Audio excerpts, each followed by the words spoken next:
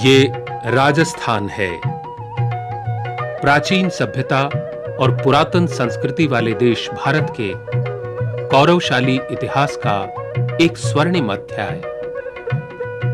देश पर जान न्योछावर करने वाले रणबांकुरों का राजस्थान। और ये भी राजस्थान है, कृषि प्रधान देश का एक कृषि प्रधान राज्य। कृषि के कई क्षेत्रों में समूचे देश में अग्रणी। आजादी से पहले की 21 रियासतों से मिलकर बना राजस्थान वर्तमान में क्षेत्रफल की दृष्टि से देश का सबसे बड़ा राज्य है। लगभग 3.5 लाख वर्ग किलोमीटर में फैला भारत का यह विशाल भूभाग भूसंरचना और जलवायु के हिसाब से काफी विभिन्नता लिए है। इसके उत्तर पश्चिमी भाग में बालुई टीलों से युक्त थार का रेगिस्तान है, जहां दूर दूर तक केवल सुनहरी रेत के टीले बिखरे पड़े हैं। वनस्पति का कहीं नामो निशान नहीं। वहीं दूसरी ओर उत्तर पूर्व से दक्षिण पश्चिम दिशा में फैली संसार की प्राचीनतम पर्वत श्रृंखलाओं में से एक अरावली पर्वतमाला का विस्तार है। अरावली के एक ओर उपजाऊ जमीन और हरियाली है, तो दूसरी ओर सूखी और रेतीली जमीन। जहां पूर्व की उपजाऊ भूमि अन्न की अपार राशि उत्पन्न करती है, वहीं दक्षिणी पर्वतीय क्षेत्र के छोटे छोटे खेतों में खड़ी फसलें वहां के कृषि विकास की कथा सुनाती हैं। तपती रेत, लहलहाते खेतों और विस्तृत पठारों के साथ इस प्रदेश में अनेक नदियां भी मौजूद हैं। नदियां तो हैं, मगर हैं सभी बरसाती। आजादी के समय जब रियासतों के एकीकरण से राजस्थान का गठन हुआ, तब यह राज्य कृषि के क्षेत्र में काफी पिछड़ा हुआ था। सिंचाई के लिए पानी नहीं था। जो जमीनें खेती के लिए उपलब्ध थीं, वे या तो रेतीली थीं या फिर बंजर।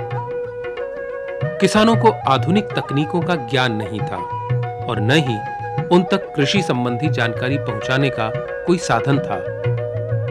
कुल मिलाकर स्थिति संतोषजनक नहीं थी। स्थिति को सुधारने के लिए योजनाबद्ध तरीके से प्रयास शुरू किए गए। कृषि के उद्देश्य से राजस्थान को 9 भागों में बांटा गया। ये 9 भाग भूगोल, मिट्टी के स्वरूप, सिंचाई की उपलब्धता, औसत वर्षा, बोई जाने वाली फसलों और मिट्टी के उपजाऊपन के अनुसार बांटे गए। सीमित और अनियमित वर्षा काल, सिंचाई के अभाव और विषम जलवायु से यहां की खेती हमेशा प्रभावित रही है। वर्षा काल को यहां लोक भाषा में चौमासा कहा जाता है, परंतु आधुनिकीकरण और शहरी विकास के चक्र में फंसकर यह ऋतु केवल 2 ही महीनों की रह गई है।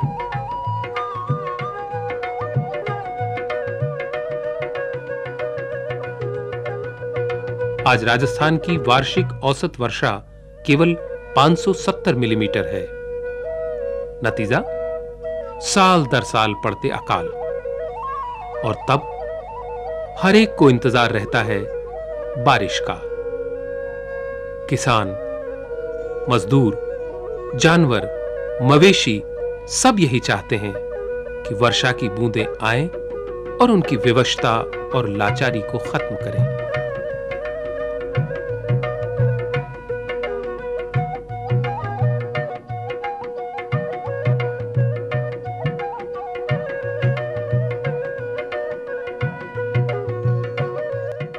राजस्थान में पानी के मुख्य स्रोत कुएं और तालाब हैं, जो कि पानी की जरूरतों को पूरा करने में असमर्थ हैं।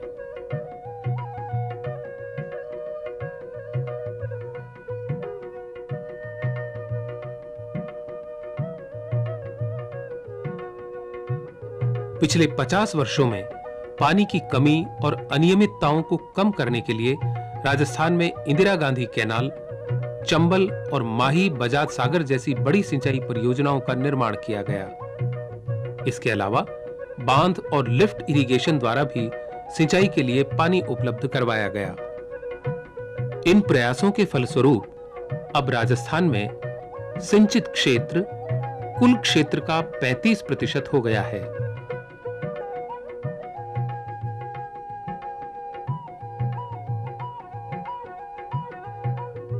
और बुआई का कुल क्षेत्रफल 186 लाख हेक्टेयर हो गया है। किसान अब स्प्रिंकलर और ड्रिप सिंचाई पद्धति जैसी आधुनिक सिंचाई तकनीकों का, उन्नत फॉर्म मशीनरी का और नई प्रकार की ऊर्जाओं का इस्तेमाल बेहिचक करने लगे हैं। पर इन सब सुविधाओं के बावजूद पानी की कमी हमेशा बनी रहती है। पानी की कमी और अन्य विषम परिस्थितियों के बावजूद अब यहां विभिन्न प्रकार की फसलें उगाई जाती हैं। खासकर पिछले 10 वर्षों के अनुसंधान ने अनेक उन्नत किस्में उपलब्ध कराई हैं। बाजरा, मोठ, सरसों, ग्वार, जीरा और धनिये के उत्पादन में तो अब राजस्थान भारत के सभी प्रदेशों से आगे है। इनमें से प्रमुख फसल बाजरा है, जो कि लगभग 40% कृषि क्षेत्र में उगाई जाती है। यहां बाजरे की प्रजाति RHB 121 की काफी ज्यादा पैदावार है। बाजरे का कुल उत्पादन 1951 में 5 लाख टन से बढ़कर अब 29 लाख टन हो गया है।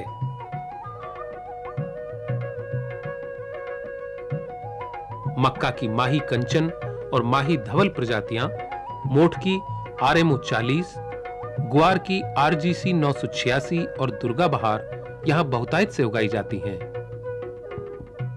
मूंगफली की विभिन्न प्रजातियां, दालें और कपास की बीकानेरी नरमा यहां पर खरीफ की कुछ प्रमुख फसलें हैं।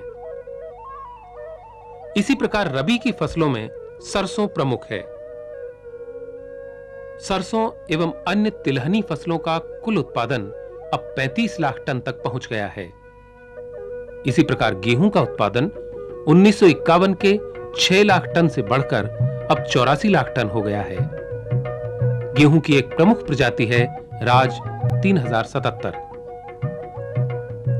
तोरिया और विभिन्न प्रकार की सब्जियों का बढ़ता हुआ उत्पादन अथक परिश्रम और अनुसंधान का ही नतीजा है। विभिन्न प्रकार की सब्जियों का बढ़ता हुआ उत्पादन अथक परिश्रम और अनुसंधान का ही नतीजा है। नहीं, अब तो दवाइयों में काम आने वाले पौधों जैसे कि अफीम, ईसबगोल, सेन्ना, खाद्यान्नों और दवाइयों में काम आने वाले पौधों के अलावा अन्य वस्तुओं जैसे कि बीज, मसाले, फल, नाना प्रकार के फूल, दूध, मांस तथा ऊन के उत्पादक के रूप में भी राजस्थान बड़ी तेजी से उभर रहा है। राजस्थान का किसान शायद जमीन को संतुलित रूप से उपजाऊ बनाने पर कम ध्यान देता है। इसीलिए प्रदेश में खाद की खपत देश की औसत खपत की आधी है। लेकिन यह एक महत्वपूर्ण उपलब्धि है कि पिछले 6 सालों में लगातार खाद की खपत दर में सबसे ज्यादा वृद्धि राजस्थान में ही हुई है। अब यहां पर वार्षिक उर्वरक खपत की दर बढ़कर 38 किलो प्रति हेक्टेयर हो गई है। पशुओं का राजस्थान में विशेष महत्व है और भारत में पशुधन के मामले में वह सभी प्रदेशों से आगे है। पशुधन से प्राप्त राजस्व राजस्थान के कुल राजस्व का 19% है। मवेशियों का पालन यहां तकरीबन हर एक किसान और भूमिहीन का व्यवसाय है। राजस्थान के बंजर इलाकों में तो यही एक मुख्य व्यवसाय है। पशुओं की अनेक प्रकार की उत्तम नस्लें यहां मौजूद हैं। जैसे कि गायों की राठी, कांकरेज, थारपरकर और नागोरी, भैंसों की मुर्रा, भादापुरी और सूरती, बकरियों की जमुनापारी और बारबरी, और भेड़ों में चोकला, मगर, नाली और पूगल तथा ऊंटों में मेवाड़ी, जैसलमेरी और मारवाड़ी। इन्हीं सब के रहते राजस्थान में श्वेत क्रांति संभव हो पाई है। यहां अब दूध का उत्पादन देश में दूध के उत्पादन के औसत से 1.5 गुने से भी ज्यादा है। देश में दूध के कुल उत्पादन का 11% से ज्यादा राजस्थान में होता है। इसी प्रकार अब देश के तकरीबन 1/3 मांस का उत्पादन और 40% ऊन का उत्पादन भी राजस्थान में ही होता है। निराशा की कगार से निकलकर अब राजस्थान का किसान आशापूर्ण नजरों से भविष्य की ओर देख रहा है। उसकी 50 वर्ष पूर्व की निराशा को आशा में बदलने के लिए भारत और राजस्थान की सरकारें, कृषि विश्वविद्यालय, स्वयंसेवी संस्थाएं, समाज सेवक, निजी व्यवसायी और खुद किसान और उनके परिवार सभी का बराबर योगदान रहा है। इन सभी के प्रयत्नों के फलस्वरूप ही राजस्थान में आज हरित क्रांति और श्वेत क्रांति संभव हो पाई है।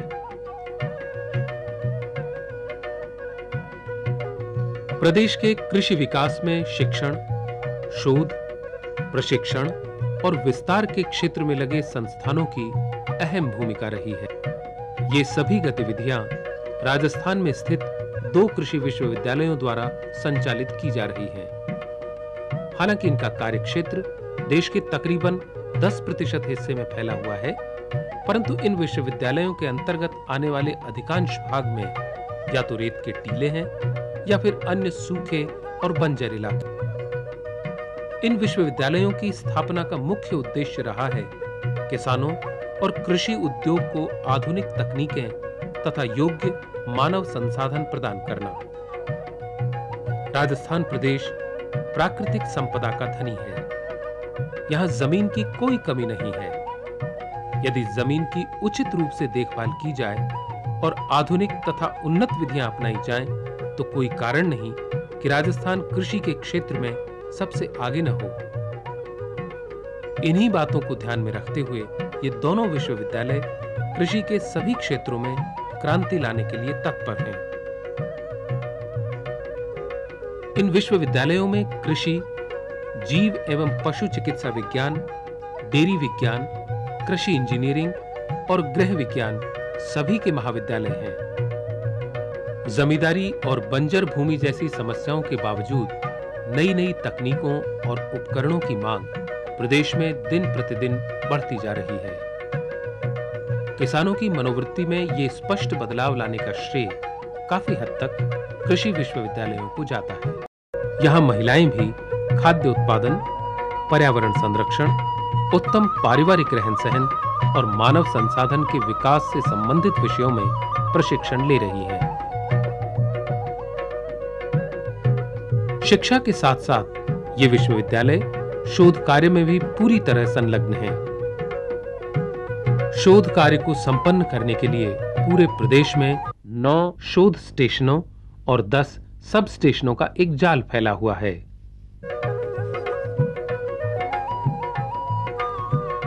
इन स्टेशनों पर आधुनिक उपकरणों और वैज्ञानिक विधियों से खेती-बाड़ी के विभिन्न पहलुओं पर बड़े गौर से छानबीन की जाती है और उसमें सुधार की संभावनाएं तलाश की जाती हैं। यहां शोध के प्रमुख विषय रहे हैं फसल की उन्नत किस्मों का विकास, मिट्टी और पानी का प्रबंध, कृषि उपकरणों का विकास, फसल उत्पादन की नई तकनीकों का विकास और नई तरह की ऊर्जाओं का प्रयोग।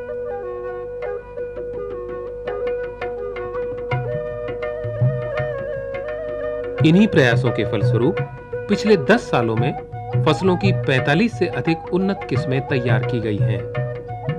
शुष्क क्षेत्रों में उत्पन्न होने वाली फसलों तथा फलों का जैव प्रौद्योगिकी के माध्यम से विकास करना भी शोध कार्यों का प्रमुख उद्देश्य रहा है। बीज प्रौद्योगिकी पर किए गए शोध कार्य की मुख्य उपलब्धियां रही हैं सुरक्षित बीज भंडारण, बायोकेमिकल्स की मदद से अलग-अलग किस्मों की पहचान और जेनेटिक शुद्धता की जांच तथा बीज के अंकुरण और शक्ति का परीक्षण। विश्वविद्यालयों में फसलों को उगाने के तरीकों एवं तकनीकों के विकास के लिए भी काफी काम किया गया है। कौन सी फसल किस समय और कौन से इलाके में उगानी चाहिए, इस पर भी प्रयोग किए गए हैं। कृषि यांत्रिकी के अंतर्गत ऊर्जा, फार्म मशीनरी, पोस्ट हार्वेस्ट तकनीक और जल ग्रहण विकास के क्षेत्रों में अनेक शोध कार्य चल रहे हैं।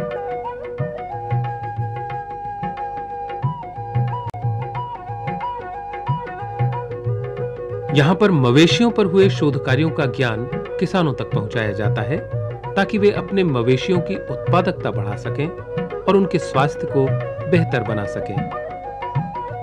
इस क्षेत्र से जुड़ी बहुत सी अहम बातों पर शोध कार्य हुआ है, जैसे मवेशियों की चिकित्सा के विभिन्न पहलू और खारे पानी में मछली उत्पादन। राजस्थान में प्रशिक्षण के क्षेत्र में कार्यरत विस्तार शिक्षा निदेशालय का मुख्य उद्देश्य रहा है किसानों और कृषि कर्मचारियों को प्रशिक्षित करना, उन्हें व्यावसायिक और गैर व्यावसायिक प्रशिक्षण देना, कृषि सलाह देना, कृषि संबंधी सभी जानकारियां उपलब्ध कराना और सभी आधुनिक तकनीकों से अवगत कराना।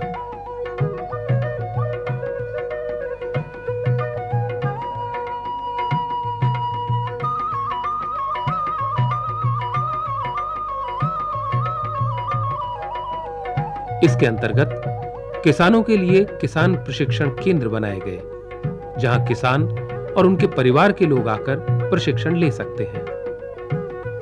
इसके अलावा कृषि विज्ञान केंद्रों की भी स्थापना की गई, जो छोटे किसानों को प्रशिक्षण और शिक्षा प्रदान करते हैं। इन केंद्रों पर नर्सरी की स्थापना, बीज उत्पादन और तकनीकी मूल्यांकन व उसके प्रभाव जैसे प्रशिक्षण प्रदान किए जाते हैं। प्रसार शिक्षा निदेशालय हर महीने एक शोध समाचार पत्रिका प्रकाशित करता है। इसके अलावा वह तकनीकी पत्रिकाओं का प्रकाशन भी करता है। प्रदर्शनियों के माध्यम से वह किसानों से सीधा संपर्क रखता है। यहां उनकी समस्याओं को सुना जाता है और उनका समाधान उन्हें बताया जाता है। विचार गोष्ठियों में किसान वैज्ञानिकों से सीधी बातचीत करने का अवसर पाते हैं।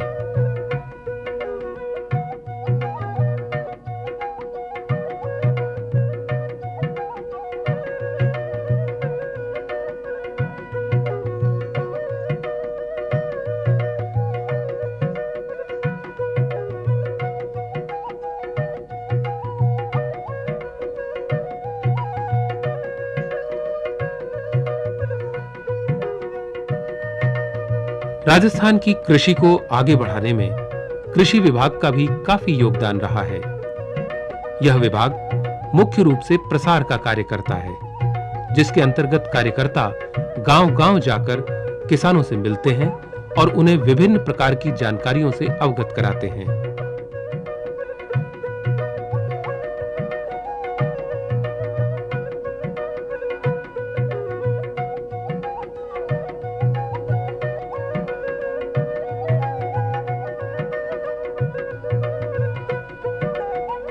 कृषि विकास में सरकारी संस्थाओं के साथ-साथ निजी व्यवसायियों का भी महत्वपूर्ण योगदान रहा है।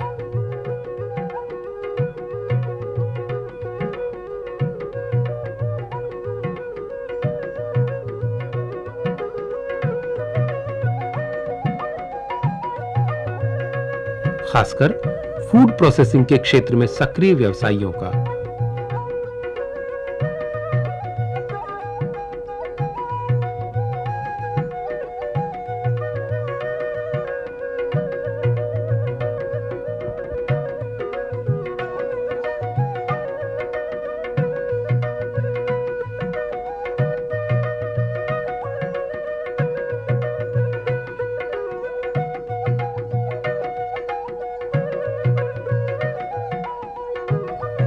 इन्हीं के उद्यम के कारण कृषि क्षेत्र में हजारों प्रशिक्षित और अर्ध प्रशिक्षित लोगों को रोजगार मिला है।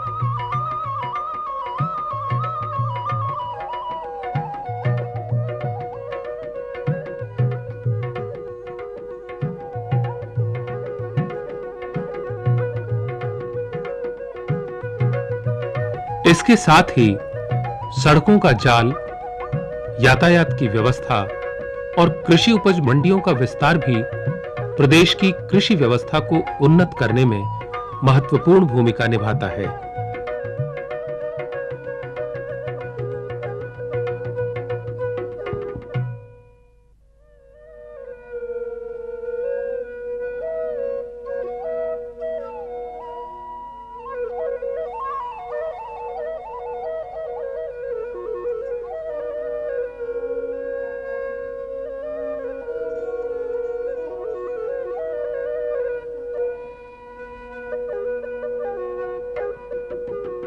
आज भी भारत की अर्थव्यवस्था कृषि पर आधारित है।